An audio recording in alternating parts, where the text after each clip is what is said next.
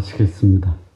하나님 아버지, 이 시간 하나님이 원하시는 하나님 백성들의 삶, 그들의 인격을 함께 말씀을 통해서 우리가 교훈을 받을 때 주의 성령 우리 마음을 감동시키고 우리의 삶을 성찰하여 하나님이 기뻐하는 삶으로 변화될 수 있도록 인도해 주옵소서.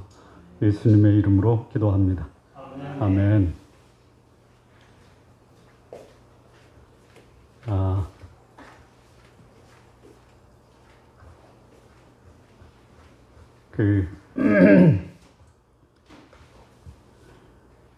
이 산상수훈 말씀이라고 우리가 마태복음 5장을 알고 있는데, 질문을 좀 하나 드리면요. 이게 지금 마태복음 5장에 나오는데, 이 산상수훈은 예수님이 공생에 그 기간이 만 3년입니다. 그리고 횟수로 하면 4년 차에 예수님이 십자가에 달리시는데, 이 산상수훈이 소위 제자들에게 가르쳐진 시기는 예수님 공생에 의해 몇 년 차에 일어난 사건이다라고 생각하십니까? 보기를 드리면 1년 차다, 2년 차다, 3년 차까지 가면 너무 머니까 1년 차냐, 2년 차냐, 어디에 해당된다라고 생각하십니까? 네? 1년 차다라고 생각하십니까? 네. 제가 요즘에 하도 시간이 많이 남아서, 근데 남는 게 시간은, 이 시간을 어떻게 알차게 보낼 것인가 하다가, 예수님의 공생에 1년 차, 2년 차, 3년 차, 4년 차, 어떤 일이 있었는가를 또 조사를 했습니다. 1년 차에 했던 것과 2년 차에 했던 것과 3년 차에 했던 게 전혀 달라요. 1년 차에 예수님이 하신 일이 뭘까요?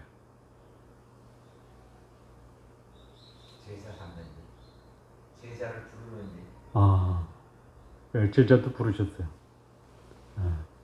12제자를 택하신 것은 훨씬 더 후의 일이에요. 그러니까 제자들을 갈릴리 바다에서도 부르시고 세간에서도 부르시고, 1년 차에 부름받은 제자는 5명 정도. 자, 그런데 1년 차에 예수님의 주된 사역은 뭐냐면, 우리 지난 시간에 예수님이 이제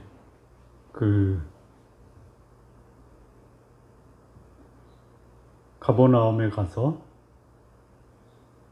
흑암에 있는 사람들에게 빛을 비추셨고, 그리고 갈릴리 바다에서 제자를 부르셨고, 그리고 그들에게 회당에서 가르치시고 천국 복음을 전파하시고 병든 자들을 고치셨잖아요. 이게 1년 차의 일입니다. 근데 가르치시고 전파하시고 치유하신 일을 하시면서 특별히 마태복음에 나오지 않는 사건들이 마가복음, 누가복음, 요한복음에 나오는 일들이 있어요. 그 중에 대표적인 것이 뭐냐면, 갈릴리 가나에서 혼인잔치에서 물로 포도주를 만든 사건이에요. 물을 포도주로 만든 사건은 누구를 위해서 베푸신 기적입니까? 잔치자리에서 포도주를 원하는 사람을 위해서 기적을 베푸십니까? 아니면 예수님이 그의 제자들과 함께 가서 예수님이 내가 하나님이다라는 사실을 그들로 하여금 경험하게 하고, 그들로 하여금 예수님은 내가 믿을 수 있는 참된 메시아다라는 것을 알려주기 위해서 제자들을 위해서 기적을 베푸시는 것입니까? 자, 1번, 포도주가 떨어진 하객들에게 포도주를 공급하기 위해서 물을 포도주로 만드셨다. 2번, 그 자리에 함께 간 제자들이 예수님이 하나님이다라는 사실을 믿게 하기 위해서 물을 포도주로 만드셨다. 1번? 2번이에요. 2번이에요. 네.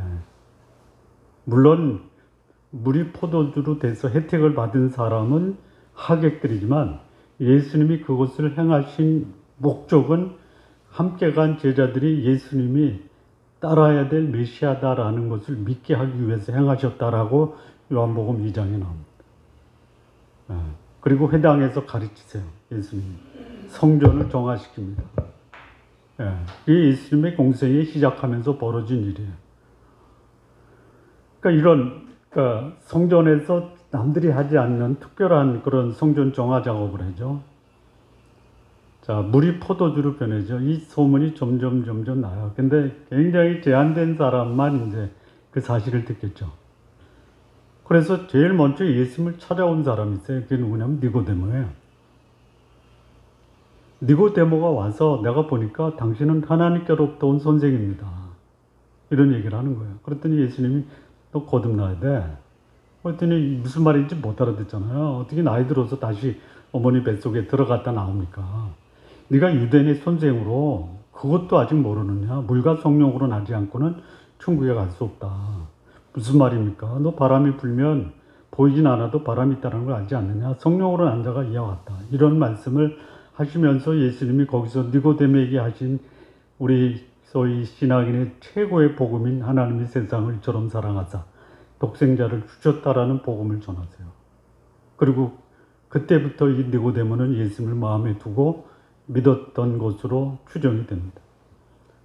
그리고 예수님이 그 예루살렘에서 갈릴리로 가시다가 사마리아를 들리세요.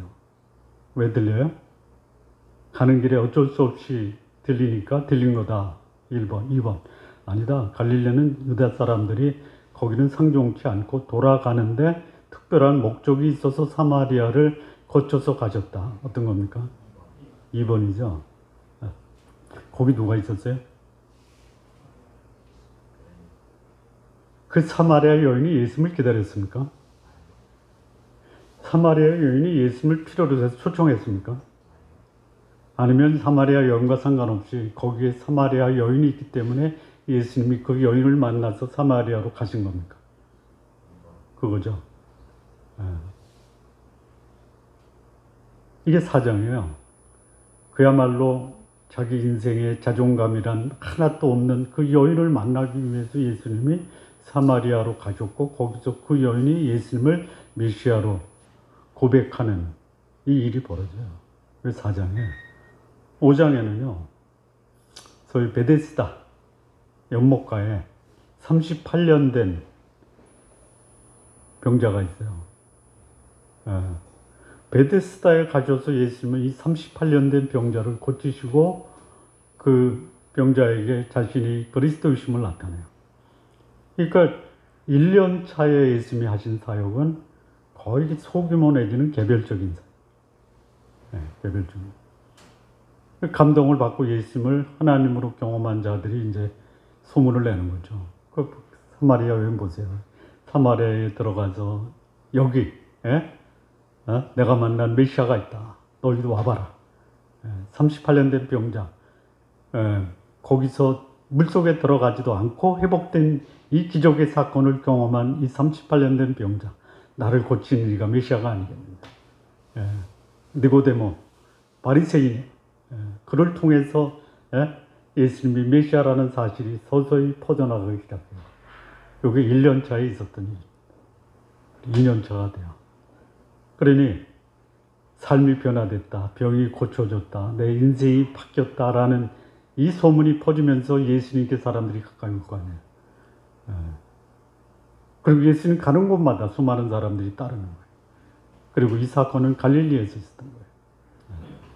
갈릴리 해변에서 산을 바라보고 예수님이 거기에 앉으시니까 제자들이 나와요.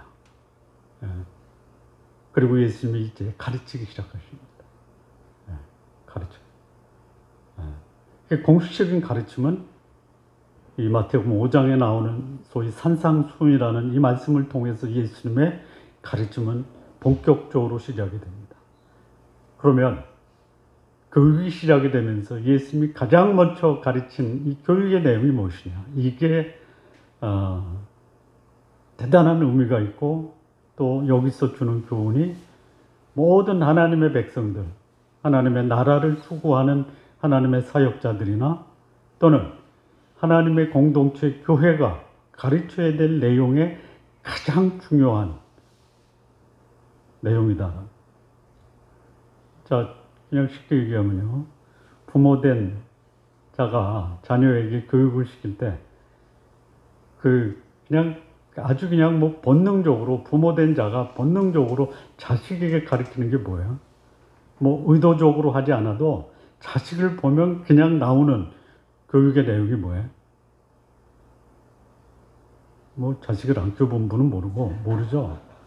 우리 부모가 나를 어떻게, 뭐 그냥 본능적으로 야, 착하게 살아야지. 이거 아니에요? 야, 좀 다른 사람에게 덕이 돼야지. 예? 어른 보면 인사하고, 예? 어려운 사람 보면 도와주고. 이거 아니에요? 그렇죠? 예수님이 첫 번째 가르친 교육이 뭐예요? 이런 교육을 한 거예요. 그게 뭐예요? 소위 하나님의 나라의 백성이라면 이렇게 살아야지. 예.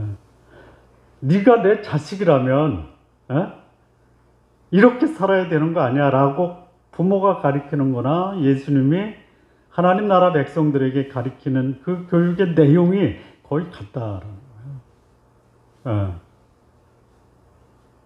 그리고 그것으로 끝나는 것이 아니라 예수님이 가르쳐 주신 그 교육의 내용 중에 중요한 것이 뭐냐? 복받는 삶 살기를 원하지. 예. 근데 복받는 삶이 뭔지 알아? 너희들이 추구하는 그 복이라고 하는 것이 어쩌면 네 인생을 파괴할 수 있는 흉기로도 변할 수 있어. 그런 복 추구하지 말고 영원히 변치 않는 그 복을 추구하는 삶이 우리 하나님 나라 백성들이 살아야 될 삶을 통해서 얻을 수 있어. 이것을 가르치는 겁니다. 그게 뭐예요? 영적, 인격적, 성숙한 삶을 추구하는 것이 소위 하나님 믿는 하나님 나라 백성들이 살아야 되는 삶의 내용이고, 그것이 복된 삶을 누릴 수 있는 핵심이다라는 것을 가르치는 거예요. 자, 이 복이라는 것, 이게 사람들이 생각할 때 복은 어떤 소유 또는 성취 또는 사회적 지위로 생각할 수 있어요. 그거 복이에요. 하나님이 인간을 창조하시고 주신 복이 뭐냐면 소위 집안 잘 되고 네 인생 잘 되라. 이게 복의 내용이에요. 그런데 그것이 복인 것만은 틀림없는데, 이게 그것을 얻기 위해서 사람들이 살아가는 방법이 잘못되면 그 추구하는 그 복이 때로는 그 사람에게는 흉기가 될 수도 있다.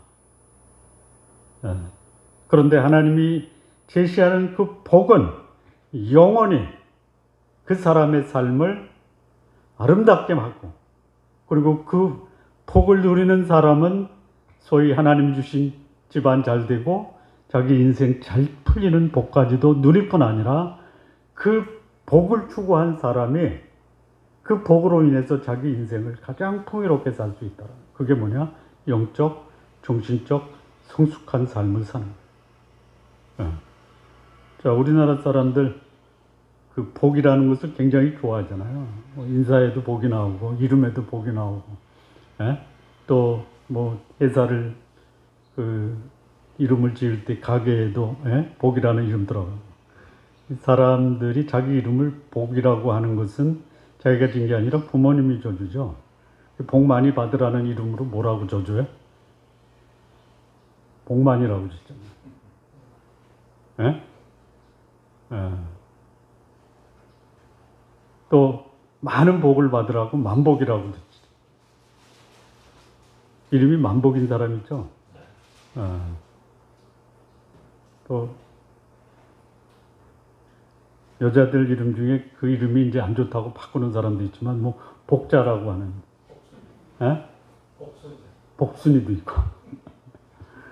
근데 외국 사람도 복은 좋아하나 봐요. 트럼프 전에 대통령 버럭 오바마의 이 버럭이라는 게 바라크라는 거예요. 이게 복이에요. 이집트에 40년 철권 통치했던 무바라크, 이것도 복이에요. 그러니까 동서양 가릴 거 없이 이 복은 다 좋아하는 것 같아요.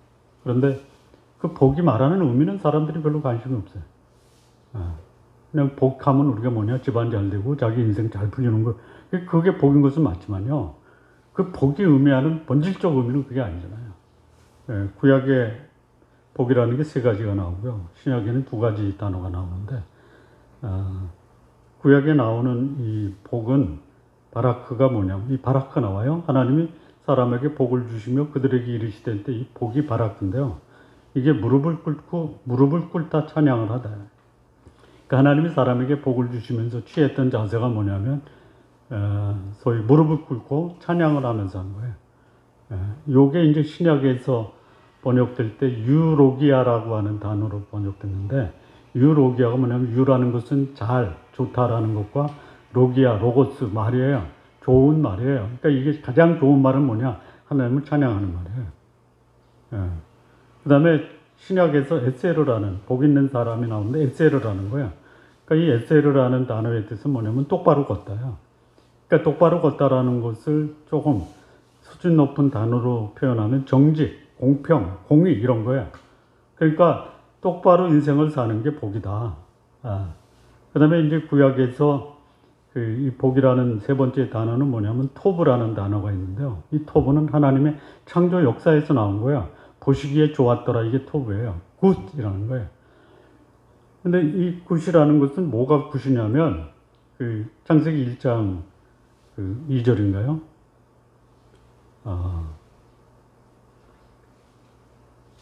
뭐죠?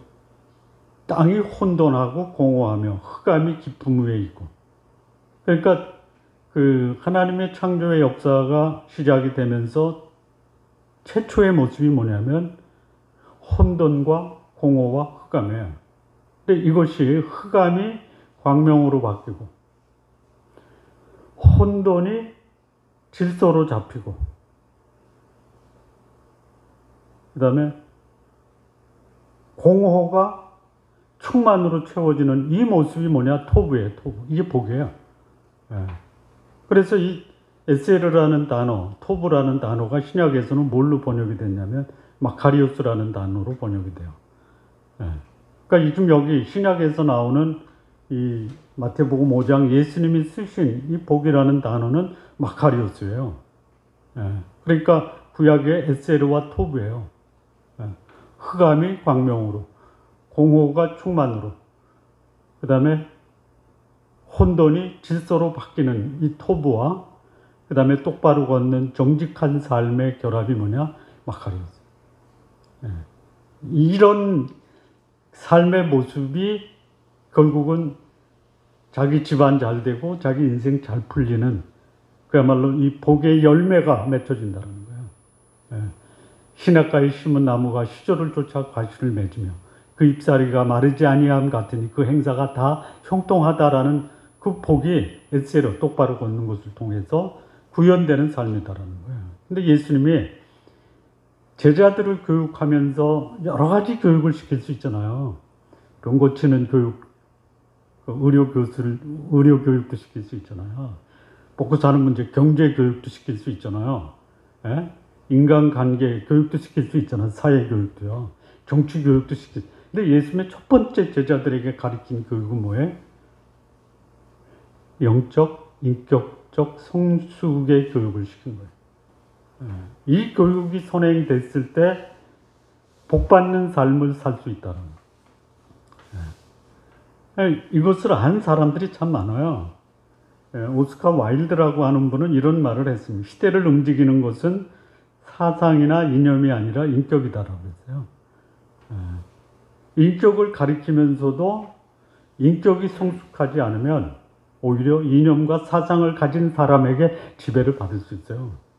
그러나 진정한 시대를 움직이는 것은 사상이나 이념이 아니에요. 지금 우리 시대가 사상과 이념을 가진 사람이 세상을 움직일 것이다라고 하지만 아니다라는, 그들의 인격이 성숙하지 못하고 오히려 그 인격적 결함 때문에 그들이 가지고 있는 사상과 이념뿐만이 아니라 그것 때문에 얻었던 권력이나 재물까지도 다 잃어버릴 수 있다라는 거예요. 그러나 인격이 성숙한 사람, 잠시 손해볼 수 있지만 그러나 그들의 영향력은 이념과 사상을 가지고 권력을 쥐은 사람보다 훨씬 오래 간다라는.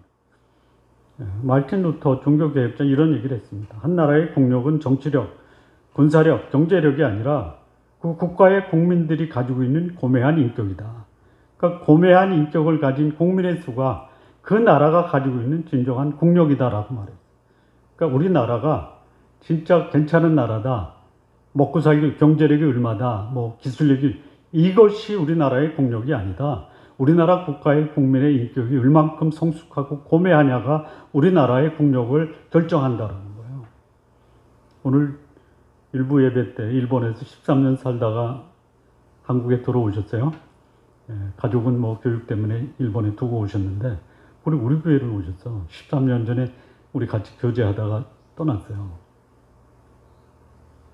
그러더라고요. 일본 진짜 괜찮은 나라다. 그래. 일본서 살아온 한국 사람이 얘기하는 거예요. 저도 그런 생각이 들어요. 소위 인격적 수준으로 보면 한국은 일본 따라가기에 내가 볼 때는 뭐 50년도 더 격차가 있어요. 우리는 더 벌어질 수도 있어요. 왜 그래요? 계층 간 갈등, 분열, 대립, 반목이 가면 갈수록 늘어나지 우리나라는 줄어들지 않아요. 그 얘기는 뭐예요? 인격적 성숙함은 아직 멀었다라는. 그러니까 뭐 잘 사는 걸로 따지면 일본이나 한국이나 별 차이가 없어요. 그런데 이 국민들의 의식 속에 자리 잡고 있는 이 대립과 반목과 갈등, 이 분열은 갈수록 더 심화될 수 있다. 그러니까 국가나 사회나 가정이나 가장 중요시 여기면서 가르쳐야 될 내용은 뭐냐? 인격적, 영적 성숙함을 가르쳐야 되는 거예요. 여기 예수님이 가르치잖아요. 뭘 가르쳐요? 하나님 나라 백성이 어떤 삶을 살아야 되는 것이 하나님 나라 백성이 백성다운 삶을 사느냐를 처음으로 공개적으로 공식적으로 가르치는 것이 오늘 본문의 말씀이에요. 거의 1년 지난 후에 2년 차에 예수님의 공생애는요 6월절부터 시작해요. 이것도 거의 6월절 그 근처에 1년 지난 후에 가르치는 거예요. 하나님의 백성들이 배워야 될 삶, 복된 삶의 특징이 뭐냐? 인격적, 영적 성숙함을 추구하는 거예요. 자, 여기 8가지 나오는데요. 좀 같이 보시겠습니다. 첫 번째 복이 뭐냐? 심령이 가난해야 된다. 자, 심령이라는 것은 뭐냐면요. 예수 믿지 않는 사람은 심령이 죽어 있어요. 너희 죄와 허물로 죽었던 너희다. 그때 죽었다라는 게 뭐예요? 죽었다라는 게 영이 죽은 거죠.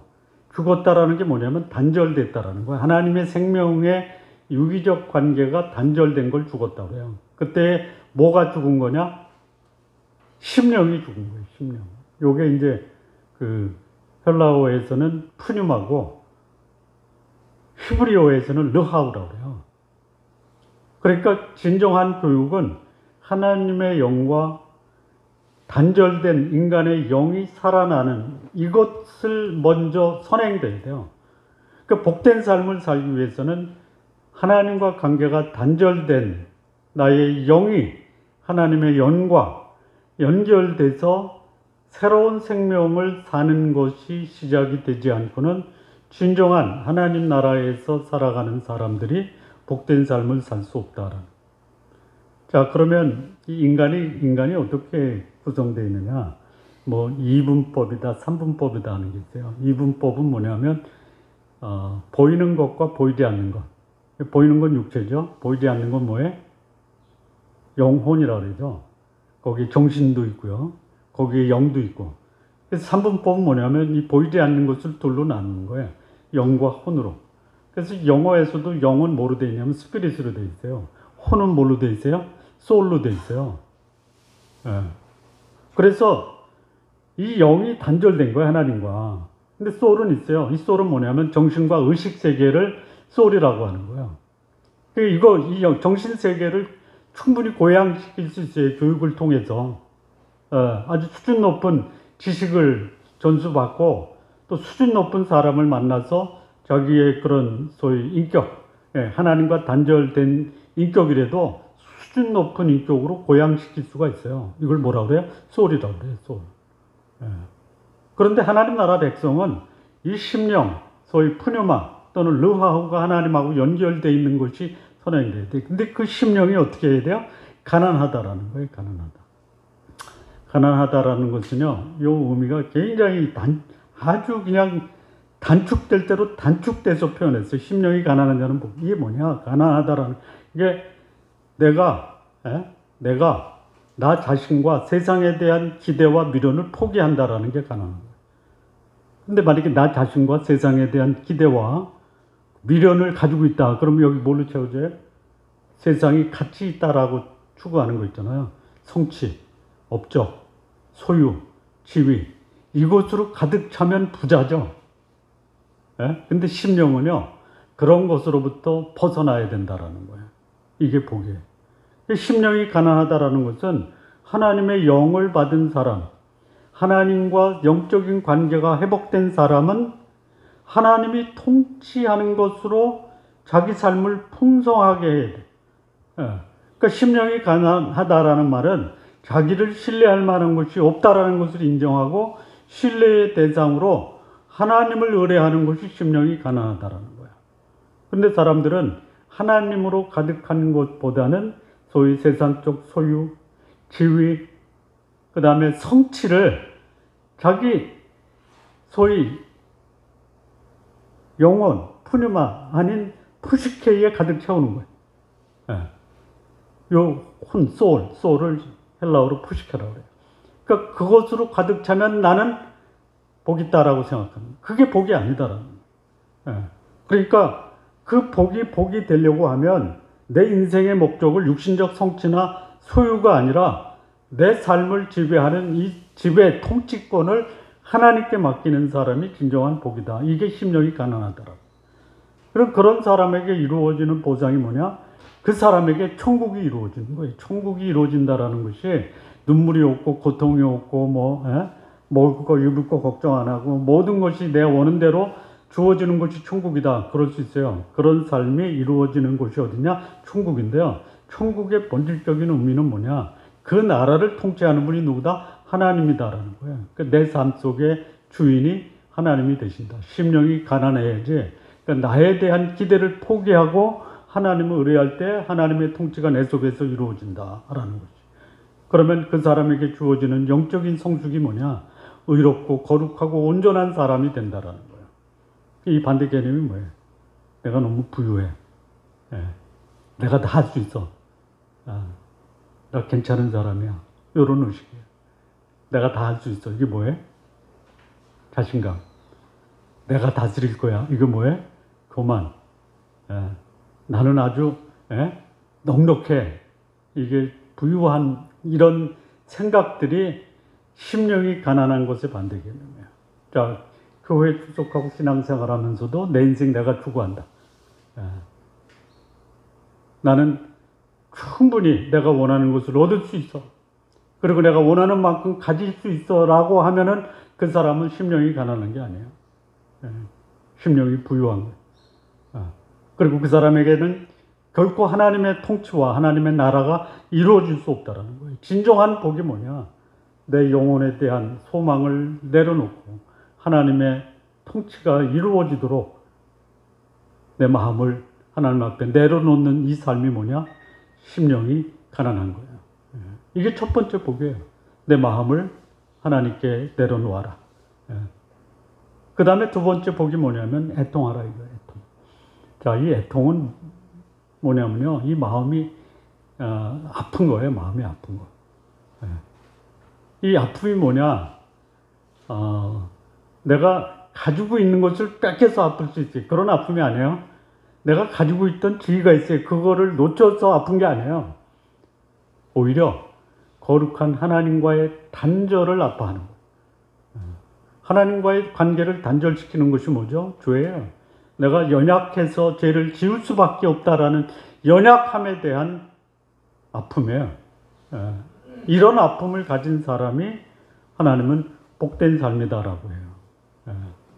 여러분, 내 마음에 그런 하나님과의 단절, 하나님을 상실한 것에 대한 아픔이 있을 때 그것을 아파하면은 하나님이 뭐를 주시냐면은 위로를 주시는 거예요.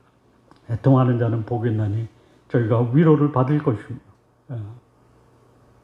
죄를 짓고 아파할 때에 애통하면은 하나님이 우리에게 위로와 평안과 기쁨을 주시는 거예요.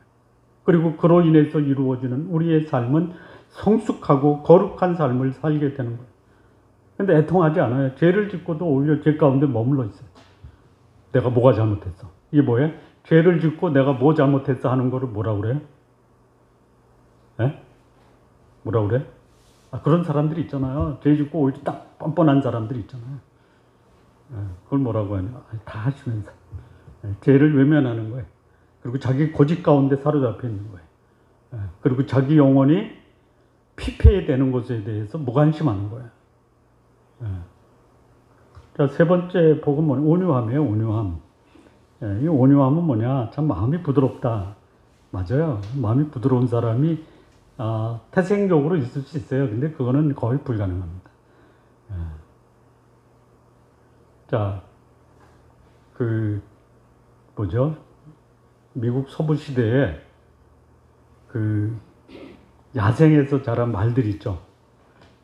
그 말들 보면 그야말로 기가 막힌 말들이 많잖아요. 공통점이 뭐예요? 야생에서 자란 그 말의 무리, 그 말몰이 하는 기수들이 있죠. 그 말들의 공통점이 뭐예요? 야생이다라는. 길들여지지 않았다. 근데 이거를 숙달된 기수들이 그 말을 가지고 잘 훈련을 시켜서 이제 전쟁터에 내보내서 군용으로 쓰기도 하고 또 경주용 말로 쓰기도 하고 그렇게 쓰잖아요. 그러니까 여기 온유하다라는 것이 뭐냐?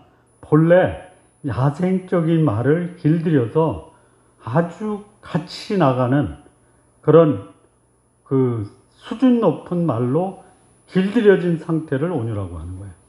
이게 헬라어로 프라우스라고 그래요. 길들여졌다라는 거예요. 그냥 내버려 두면요, 그냥 나무도 그냥 산에서 자라는 나무들을 이런데 똑같은 나무인데 소나무가 여기다 길들이면 관상용이고 산에서 키우면 그냥 야생용 아니에요. 그러니까 잘 길들여서 사람들이 쓸만한 그런 특징으로 만들어진 상태가 온유하다라는 거예요. 이 온유하다라는 것과 짝을 이루는 말이 겸손이라는 거예요. 예수님 말씀, 나는 마음이 온유하고 겸손하니 나의 멍에를 베고 내게 배우라. 그러면 너희가 쉼을 얻으리라. 그러니까 이 온유하고 겸손이 같이 가요. 이게 뭐냐? 고도의 훈련된 상태예요. 그러면 이런 사람에게 하나님이 주시는 보상이 뭐냐? 땅을 기업으로 받을 것이라 했어요. 땅. 이 부동산이 아닙니다. 여기서 땅이라는 것은 뭐냐면 사람이 사는 영역. 그래서 그들에게 좋은 영향을 행사해서 그들의 리더가 된다. 여러분, 그야말로 감정을 컨트롤할 수 없는 자가 통치자가 됐다. 그러면 어떻게 돼요? 백성들은 그냥 언제 어떻게 죽을지 모르는 거예요. 그런 나라가 있잖아요. 있죠? 아주 가까운 동네에 있어요. 이 감정 컨트롤 안 하면요, 그냥 그야말로 살얼음판에 불길 속에서 사는 것과 같은 거예요. 근데 이런 사람에게 나타나는 영적 성숙이 뭐냐? 소유권 주장이 아니라 오히려 청지기적 삶을 사는 거예요. 맡은 자에게 주어진 것 충성이다라는 청지기적 삶을 사는 거예요.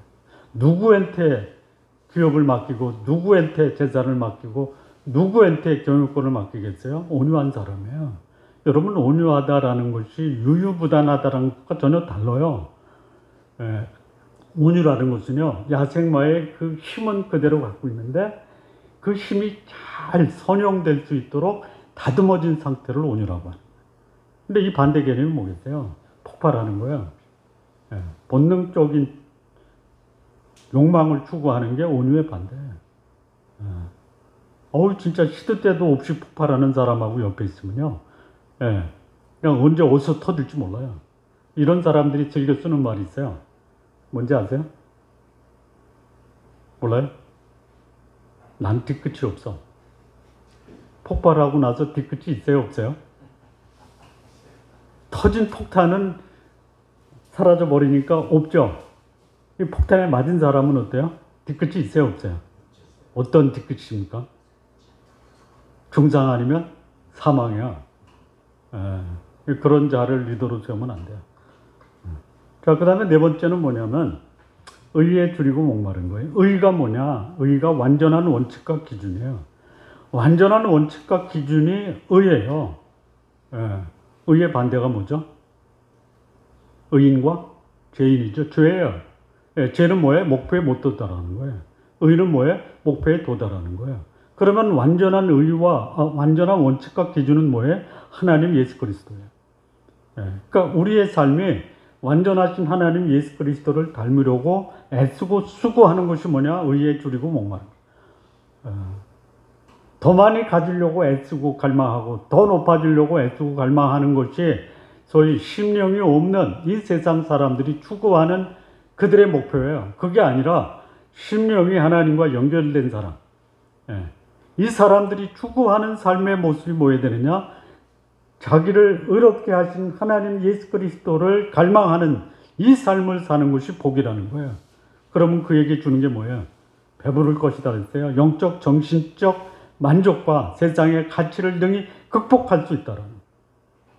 그리고 이 사람은 그 사람의 삶에서 예수 그리스도가 나타나는 거예요. 그러면 의에 줄이고 목마름의 반대가 뭐냐? 영적 무관심이고 육체에 관심을 집중하는 거예요. 그 사회적 명예, 경제적 부유, 뭐 학문적 성취 이런 것이 그들의 삶의 목표가 되는 사람은 의에 줄이고 목마른 것과는 전혀 상관이 없어요. 그러니까 의에 줄이고 목마르지 않아도 얼마든지 세상적 가치와 성취와 또 소유에 그들의 원하는 것을 능히 이룰 수 있다는. 다섯 번째는 뭐냐면 긍휼히 여기는 겁니다. 긍휼이라는 단어는 뭐냐면요, 마땅히 퍼부어야 할 저주를 유보하고 그에게 저주가 아니라 그 약점과 부족함을 공감하고 수용하는 것이 긍휼이에요. 이게 결코 쉽지 않지만요, 이게 하나님이 우리에게 말씀하시는 복이라는 것이에요. 그렇게 내가 누군가의 그 약점을 받아들이고 부족함을 공감할 때 나도 다른 사람으로부터 긍휼과 공감을 얻을 수 있도록. 그렇다면 이 사람이 보여주는 이 삶의 모습이 뭐냐? 저 사람은 참으로 사랑의 사람이다. 그리고 저 사람이야말로 사람을 기시 여기는 사람이다. 내가 누군가를 받아주고 수용하고 공감할 때 나도 다른 사람으로부터 조건 없이 수용되고 공감을 받을 수 있는.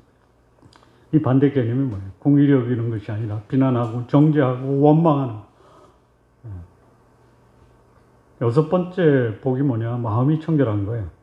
여기 마음이라는 것은요, 심령과는 조금 다릅니다. 이 마음이라는 것이 이제 그 그릇이라고 그래요. 그 카르디아라고 하는 헬라어인데, 인격이 머무는 그릇 또는 인격이 머무는 자리. 예수님이 말씀하실 때 네 속에 있는 것이 입으로 나와서 너를 더럽히는 것이지 네 몸에서 나오는 배설물이 너를 더럽히는 것이 아니다. 입에서 나오는 것이다. 입에서 나오는 게 뭐예요? 그 마음에 있는, 담겨 있는 내용물이 나오는 거예요. 여기다 더러운 것 집어넣으면 입으로 뭐가 나와요? 여기다 깨끗한 거 넣으면 입에서 뭐가 나와요? 깨끗한. 제가 저를 진단해 봤어요. 내 마음은 깨끗한가 더러운가? 우리 성도님들 보실 때 제 마음이 깨끗한 것 같아요? 더러운 것 같아요? 아니면 판단을 유보하십니까?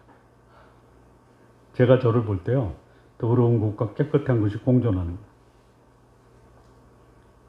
그럼 어떻게 하면 더러운 게 빠져나가고 깨끗한 것이 내 마음을 채울까요? 그 컴퓨터에 용어에 그게 있어요. P4라고 있어요. FIFO. 아세요? 들어가는 게 그 속에 있는 것을 밀어낸다. 그러니까 그 인풋 시키는 거 있잖아요. fill in, fill out. 어떤 거를 채워넣느냐에 따라서 채워넣지 않고 더러운 것만 집어넣으면 더러워지는 거고 깨끗한 것을 계속 집어넣으면 더러운 것은 빠져나가요. 저는 아직도 내 속에 그 찌꺼기가 남아있는 그런 제 자신을 봐요. 근데 계속 이제 깨끗한 거를 집어넣으면 깨끗한 게 더 많아지니까 입에서 나오는 것이 더러운 것보다는 깨끗한 게 많아지지 않겠느냐. 언젠가는 깨끗한 것만 나오겠다라는 생각으로 살고 있어요. 이게 마음을 깨끗하게 청결하게 하는 거예요. 예.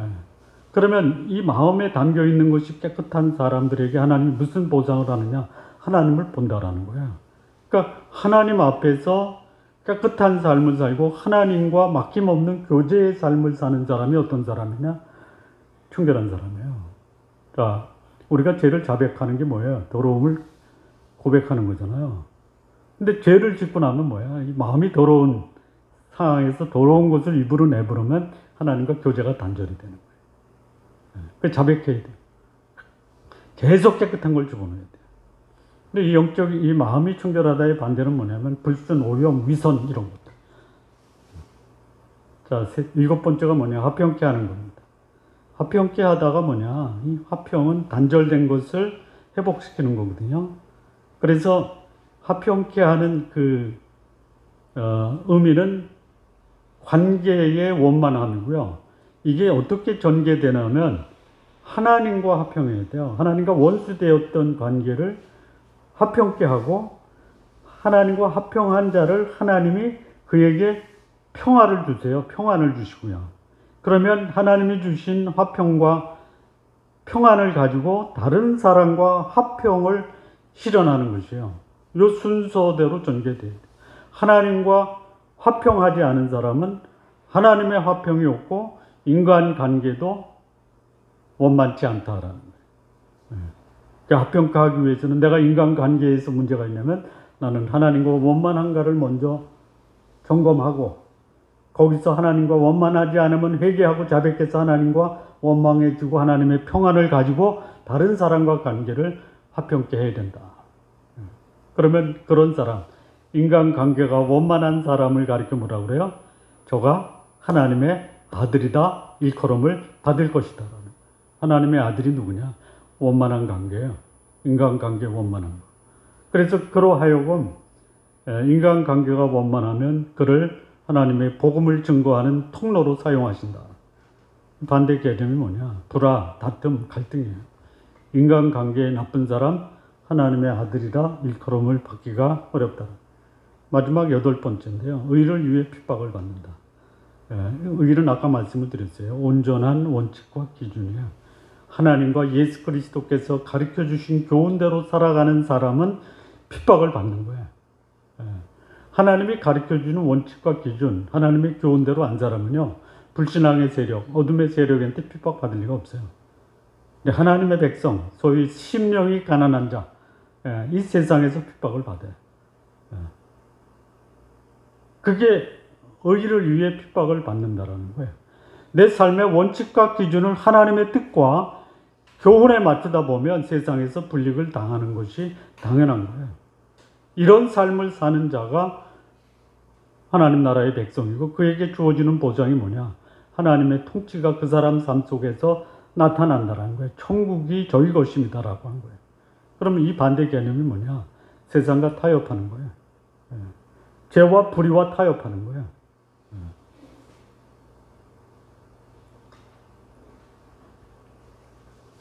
자, 요 이제 그 8가지 복 이후에 또 복이 나오죠. 복이 나와요. 의를 위해 살다가 불이익을 당해요. 핍박을 받아요. 그럼 뭐라고 그래요? 기뻐하고 즐거워하라. 여러분, 의를 위해 핍박을 받고 그렇게 사는 것을 기뻐하는 사람에게 그들이 그것을 기뻐할 수 있는 이유가 뭐예요? 기뻐할 수 있는 이유가 뭐예요? 나중에 보상이 있잖아요. 내가 이런 생각을 했어요. 70년대 말서부터 한국에 불어닥친, 물론 그 전에도 있었지만 민주화 운동이 그냥 그야말로 요원의 불길처럼 일어나다가 11.6 이후에 그 민주화 운동은 꽃을 피잖아요. 근데 그때 수많은 민주화 운동하는 사람이 감옥에 가잖아요. 지금 어때요?